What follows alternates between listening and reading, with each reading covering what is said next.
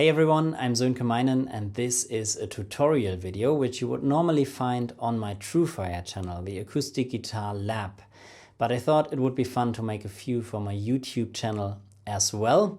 And in this video I would like to talk about my piece Heartland. I've recently uploaded a video to my YouTube channel of me playing this piece exactly here in this spot. And a few days ago I came across a video I recorded right after I had the very first idea for that piece. So I thought it would be very interesting to check out what all happened between the very first idea and the finished composition. Probably I won't be able to tell you everything that happened on the way because it would be way too much for a video, and maybe I also don't remember everything I did when I wrote this piece. But maybe it's interesting for you if I show you a few steps, a few important steps I always take, especially when I write these kind of melodic pieces. So let's start watching the very first idea of Homeland.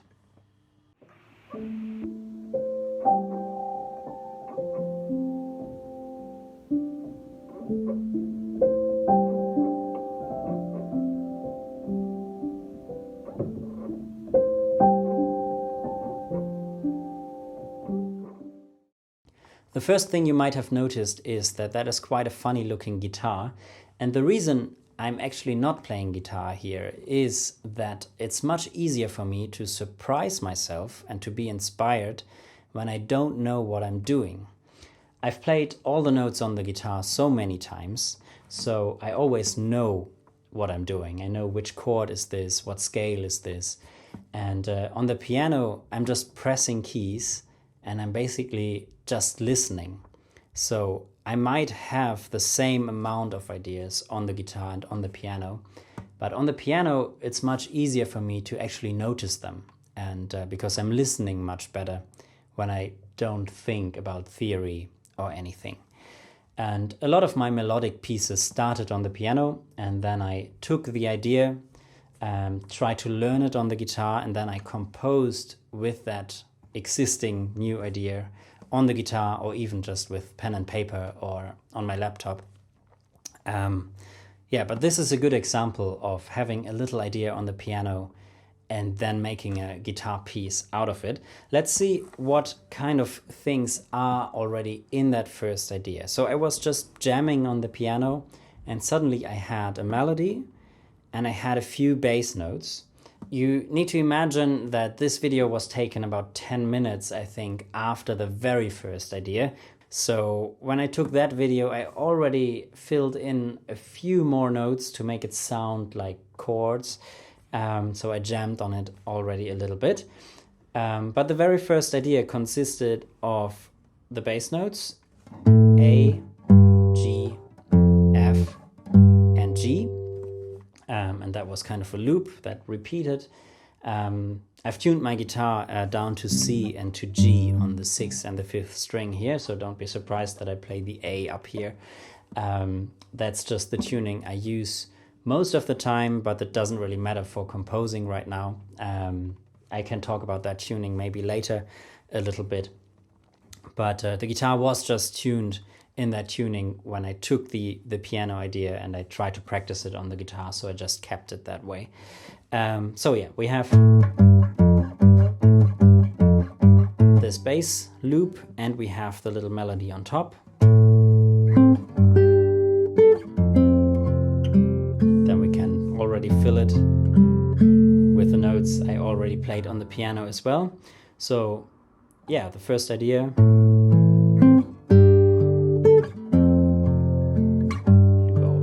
G again to A minor.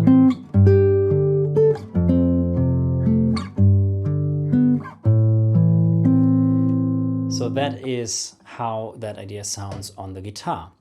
We have now some melodic information. We have some chords, which is very, like, I didn't think about chords. I just thought about melody and bass notes, and I found some notes that fit in between. Of course, now I know which chords I have. But when I made it, it was more about thinking about all the different lines separately. So I tried to play it here, and then I ended actually up playing it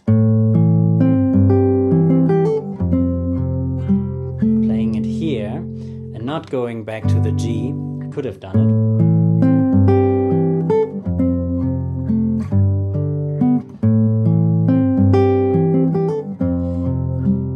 But now, when I had the first idea on the guitar, my first thought was, how can I extend the melody so I don't have just a motif or a phrase, but something like a theme, like a verse or a chorus. And I do that with focusing on the melody while still having bass notes and maybe a few rhythmical aspects in mind as well. So I always, when I write a melody, I try to put it into context at the same time without thinking too much about theory. It's more about trial and error and thinking about what sounds good, what is a good structure, what is a good dramatic structure, where's tension, where's resolution, and balancing all these things. But I do this very often imagining a conversation between two people. And this is pretty easy now if we have a phrase as a start. So I imagine our first melody phrase is simply the beginning of a conversation between two people. So I play the first phrase.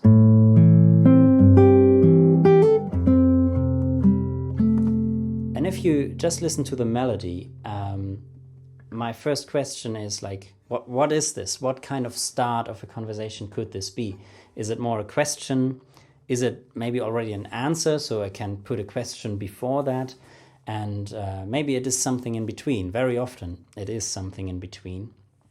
And here my feeling was, this is kind of like a thought. Somebody is just saying something like, maybe just talking to himself or herself, saying something like, oh, maybe we could watch a movie tonight, something like that.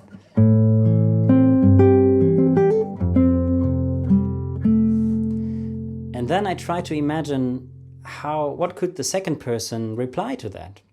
And if the second person would reply something like, yes, let's do it, then the piece would be over. So that's maybe not a good idea. So if I want to extend the melody, I need to extend the conversation as well. So the second person could maybe say something like, oh, that's a good idea, let's think about it.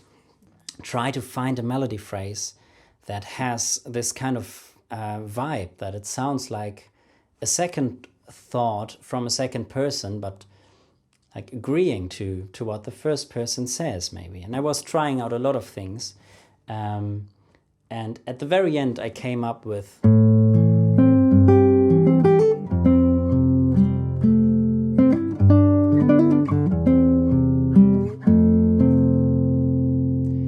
And I liked this idea because it ended on the same chord or bass note, as well as on the same melody notes. So it had the vibe of like they agree, but still there's no answer, no clear question yet. So I can extend it even more because this is not a theme yet. Now we have, I think, 8 bars instead of 4. Now there was a moment, and that moment comes very early when I write music. Here it came very early, that I think about typical forms and structures. And when it's about melodies, there are so many melodies in the world that have like a short phrase, another short phrase, and a long phrase. So you can think about short phrase, long phrase, all these things. Like a lot of jazz standards have the same 4 bars, 8 bars.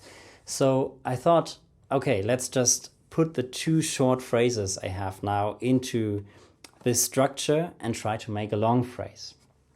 And so to connect all these phrases, I tried to take the same beginning,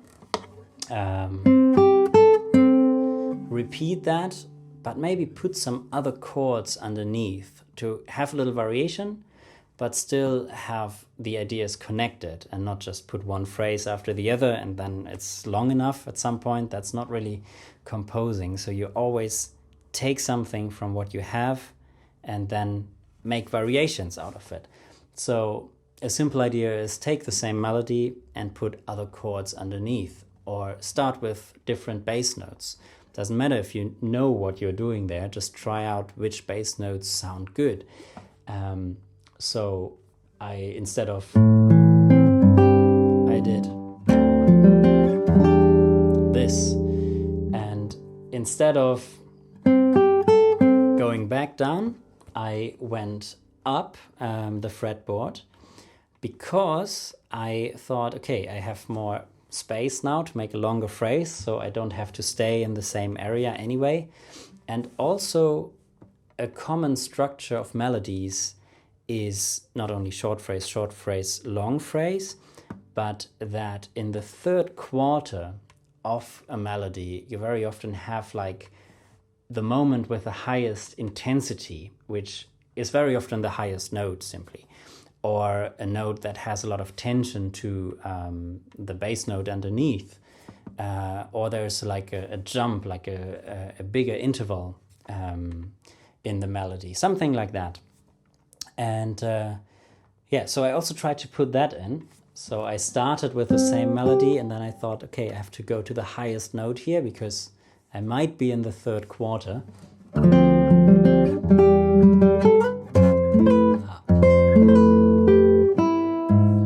So I was there now, and to make the phrase longer, I just put the very first phrase behind it again.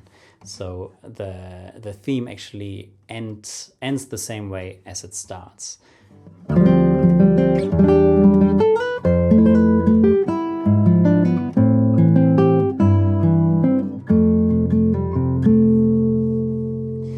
And you might have noticed there's one bass note in here that doesn't really fit to the rest of the bass notes so well. There's more tension at least. And that's a G sharp here. Doesn't matter that it's a G sharp, but originally I had a G, which sounds like this.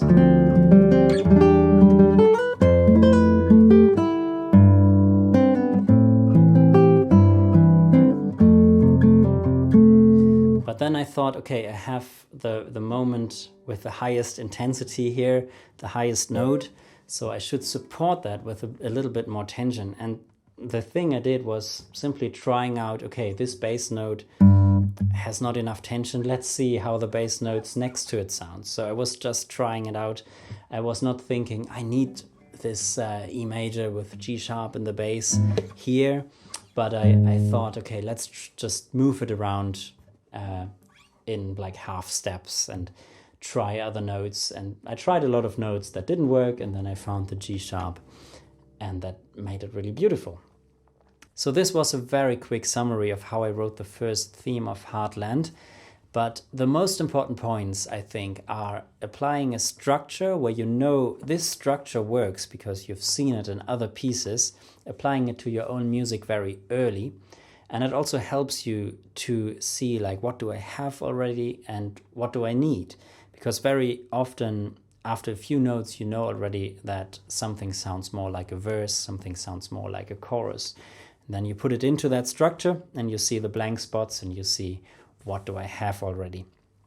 And also another important point is that I didn't think much about theory. It was a lot of trial and error, and there's nothing bad about that. You don't need to know what you are doing all the time, because then you would just repeat yourself. And new ideas are only happening if you're just exploring, basically.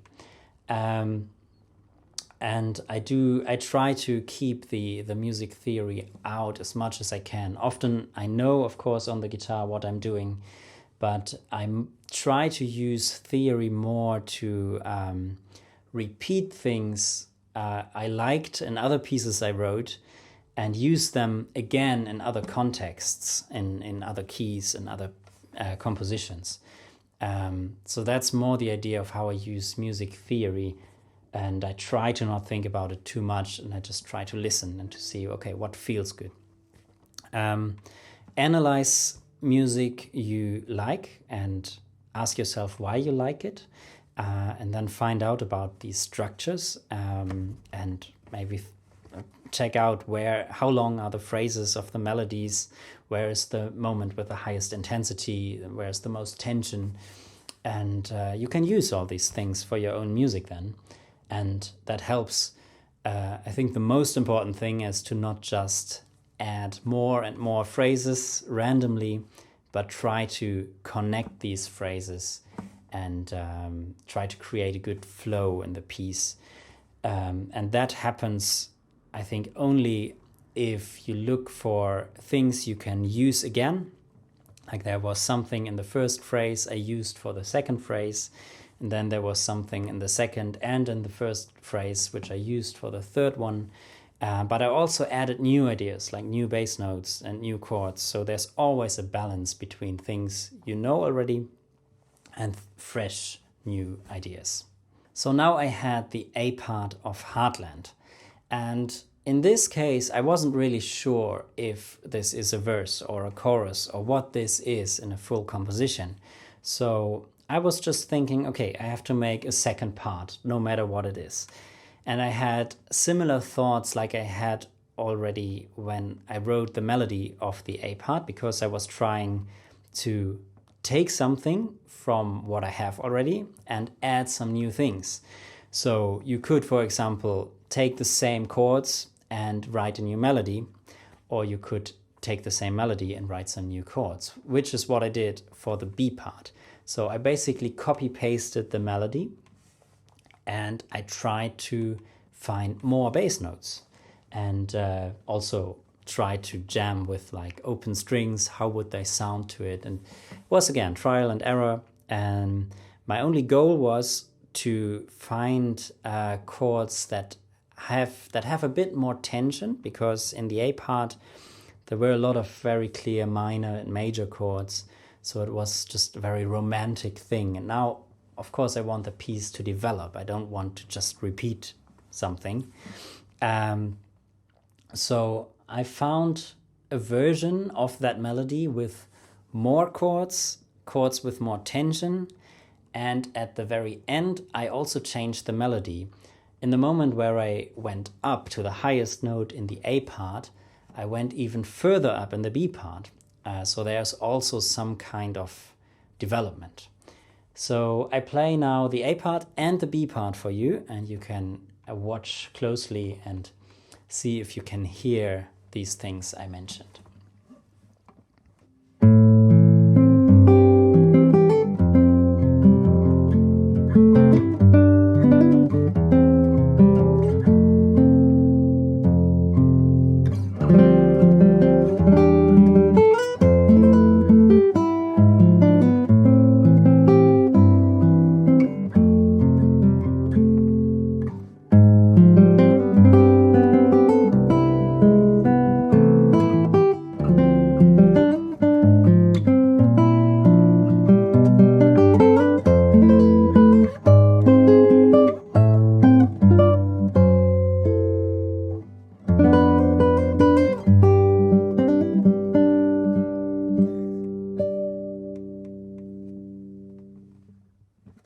I hope you could discover some of the concepts I talked about earlier.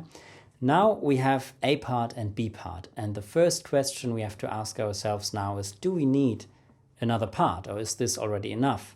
In this case, it might be enough to have A part, B part, and repeat another A part, another B part, with some variations, maybe to have a short little ballad on the guitar.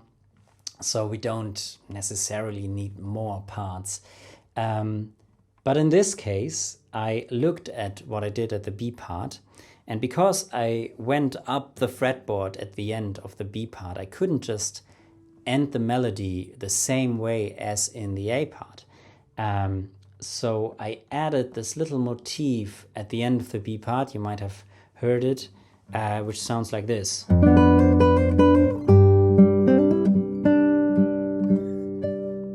So,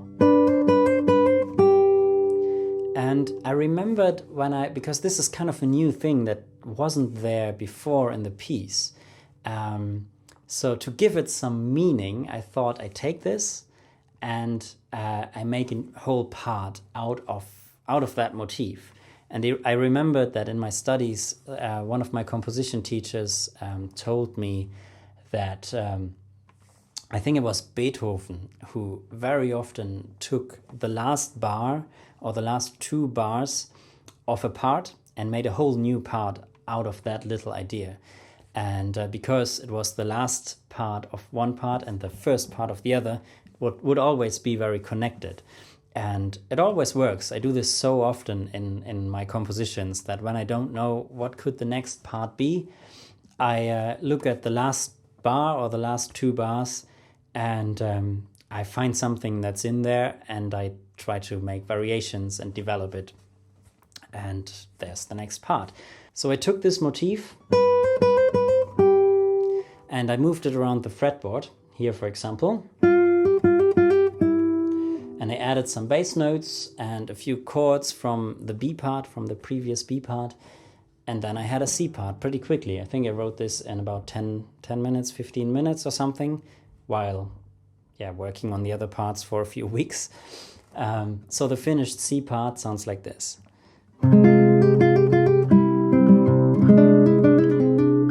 Then the chords from the B part. Then again.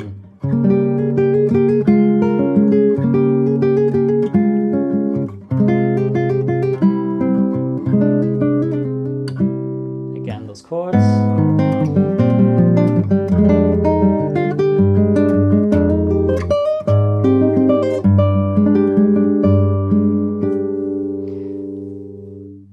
That's the C part.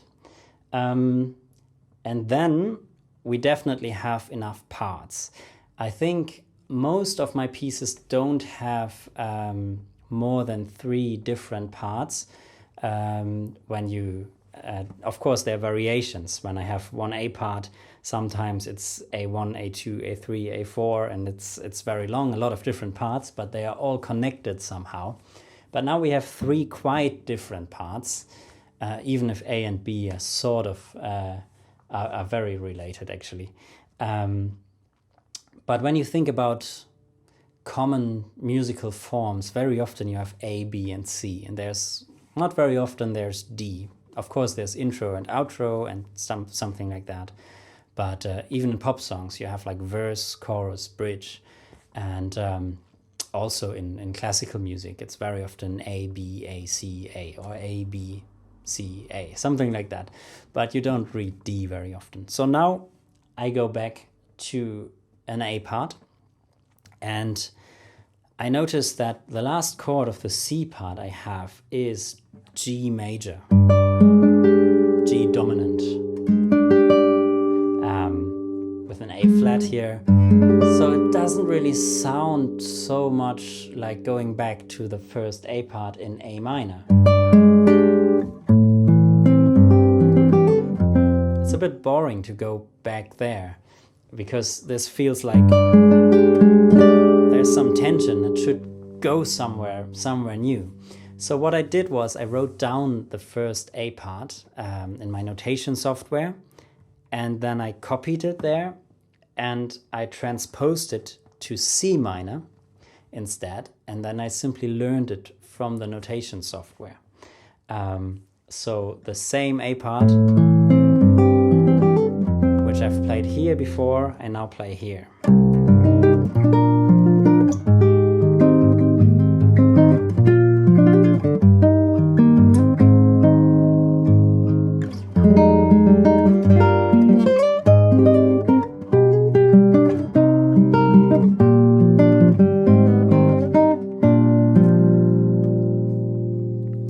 I changed a few things to make it playable on the guitar, but at least now the decision was there. I need to keep this tuning, because now in C minor, when after the C part, it starts with this beautiful low C. That was a really nice moment, so I wanted to keep this, and I was sure, okay, I keep this tuning. Sometimes I change tunings in the middle of writing a piece and have to relearn everything. So this can be very frustrating, but here I was very, very lucky. And then I thought, okay, I could go to another B, also in that key, but because I had this key change before, and I'm always thinking about balancing things I already have in the composition and adding new stuff, maybe this key change can be one of the elements that was already there now, which I can just use again. I end the A part here, and instead of going back to C minor, so I'm home again, I just moved here. So it's just half a step instead of a whole step. I moved the first chord down half a step. And it works so well because the melody note is already in the chord, in the last chord of the A part. And also if bass notes or any notes are directly next to each other, if it's chromatic, it most of the time sounds very logical, because there are no big jumps you cannot explain. If notes are next to each other, most of the time it makes sense. And yeah, this turned out to be some of my favorite key changes in my compositions. So I play you now the A part in C minor, and then I go to the B part in B minor or D major, with all the different bass notes again. Yeah, let's see how you like that key change.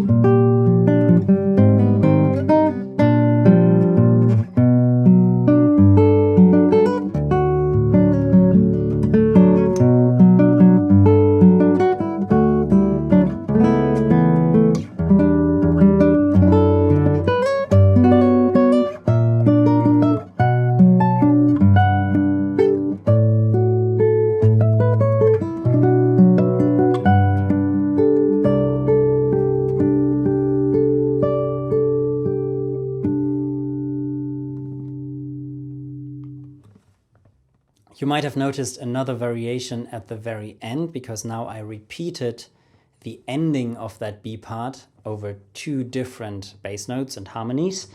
You cannot have enough variations if you repeat a whole part. It will always sound connected anyway, because it has a similar melody, similar chords. So I always try to explore it with many variations. Most of my pieces don't have the same part twice. Even if I have 4 A parts, it would be 4 different A parts. So yeah, at the very end, I play this chord first, and then the same motif, the same ending on this chord. And then we have A, B, C, A, B. So it makes sense to have another C part. But then I thought, now I also have to learn the C part in a whole different key. And I started doing that, and it didn't really feel right in that tuning, in that key, because I mean, now we have a C tuning basically, and we are in B minor. There are some things that just don't work very well. Sometimes it's even more inspiring to do things like this. But with that C part, I thought, no, I will not do it. But I still want to make something like the C part. So I took this motif again, and I just moved it around the fretboard in a different way this time. I started with the same chord as the ending of that B part. So the same thing, taking something from the end of one part, taking the same chord here in a different voicing, and I added the motif. So, and then I thought, okay, I don't know where I'm going, so I just moved the same voicing around. So I moved 3 frets up, and then I tried out a lot of different bass notes. I think I had so many variations of this part, I don't remember what I had on the way.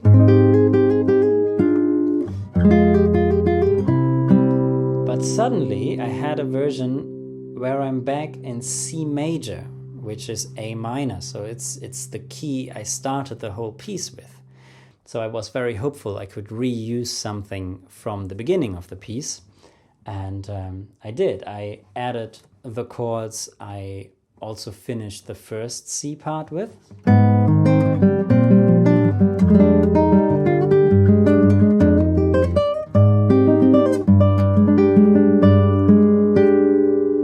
And then we had A, B, C, A, B, C. And originally I did another A at the end, but later I decided maybe the B is even nicer, to not do something people would expect, but go to the B instead of the A. So I played the B part mostly like I did in the beginning. I just changed the first 3 or 4 melody notes because I was up here and it felt a bit strange to start the B part here, down here. So I put the first melody notes an octave up. And then I went down.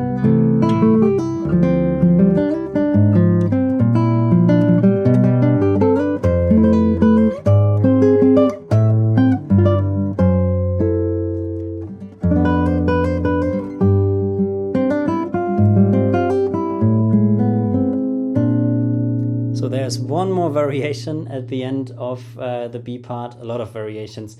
I think I remember I still had this variation laying around because that was one of the options I had for the first B part already. So I thought I'd just use it here. Sometimes you just have more options than you can use. You have to throw away stuff, but here was the option to use it. And it felt quite good to end on this chord, because then I was again basically in another key. And I could use this element of key changes again. So this is basically the main piece. I just added an outro at the end, and because this chord was leading me to C minor again, I was making the outro in C minor, which is basically the A part, just played very freely with less notes. No rhythm, no like 3/4 waltz feel, yeah, so just something very calm.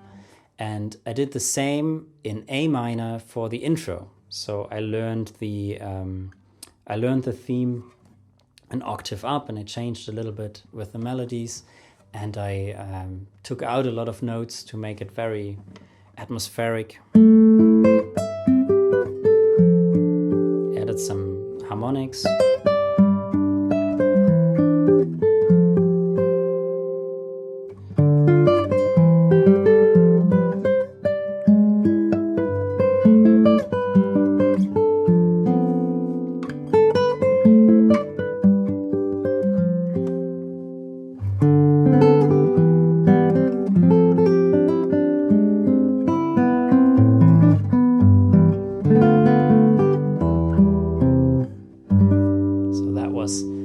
Intro. I played it a bit too fast now. Normally I leave a lot of space there, so then we have this nice moment when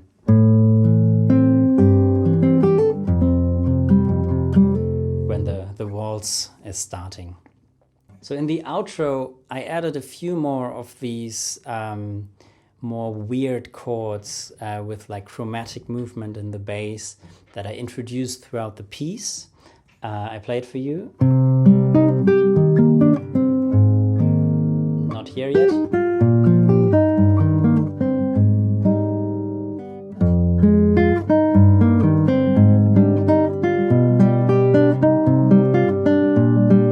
Now you would expect this chord, but I decided to use this one, and then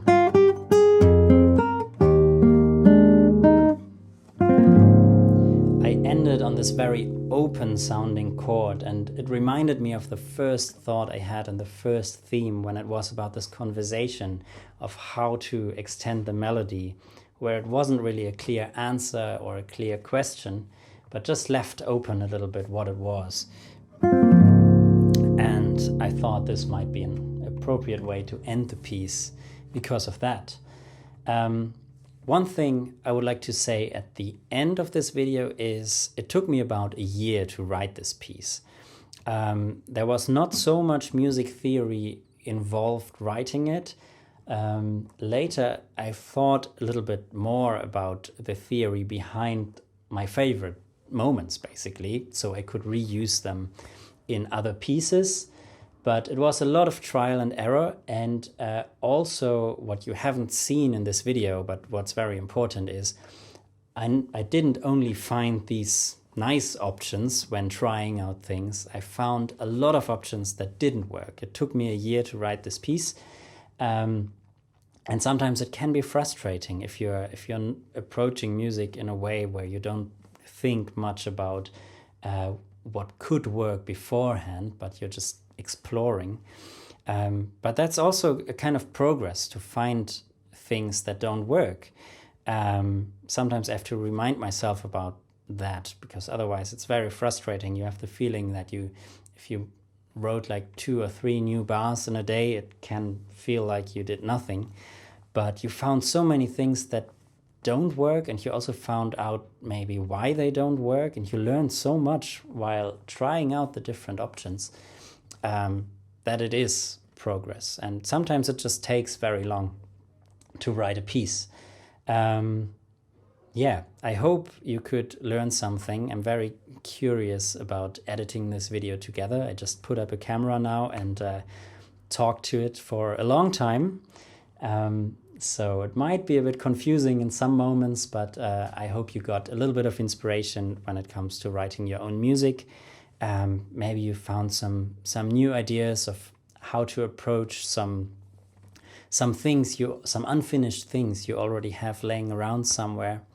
Yeah, it's not about being inspired all the time when you write. It's just in the beginning, of course, it is about being inspired, to have a first idea where you think like, this will be a piece. But afterwards, it's a lot of just exploring that one idea. You don't need much more than one idea for a whole piece.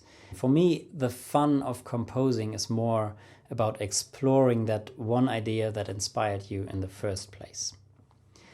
I hope you could learn something in this long video. If you want to check out more tutorial videos, check out the Acoustic Guitar Lab on TrueFire. And if you want to learn Heartland, I have the score and the tabs available on my website. If you have any thoughts, any questions, let me know in the comments, and also write me if you have a completely different approach to composing. I would be very curious about it. For now, enjoy being creative on this instrument, and I hope to see you soon.